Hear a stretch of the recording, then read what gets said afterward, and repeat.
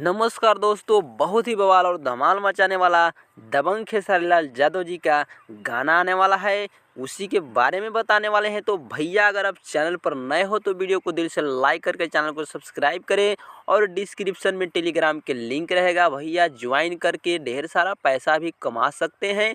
तो चलिए हम दबंग खेसारी लाल यादव जी के गाना के बारे में बात करते हैं, जो कि बहुत ही बवाल धमाल गाना आने वाला है।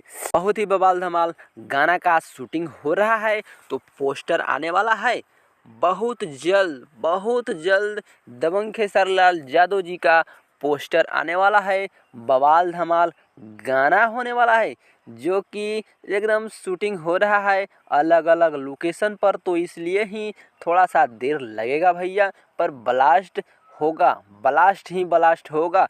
तो अभी जा कर के देखिए, दो चार दिन पहले गाना आया है मोहर नैहर के, तो ये गाना देखिए, अभी बवाल धमाल गाना है दबंग खेसारी लाल यादव जी के। तब तक के लिए पुराना वाला खेसारी लाल यादव जी के गाना सुनिए, नया वाला का पोस्टर आएगा तो जैसे ही बवाल धमाल होगा हम बता देंगे अपना वीडियो के माध्यम से। और कमेंट जरूर कीजिएगा भाई लोग, कौन सा गाना किसको गाना चाहिए सबसे पहले, तो कमेंट करके बताइएगा ताकि वीडियो बनाने में और भी मज़ा आए।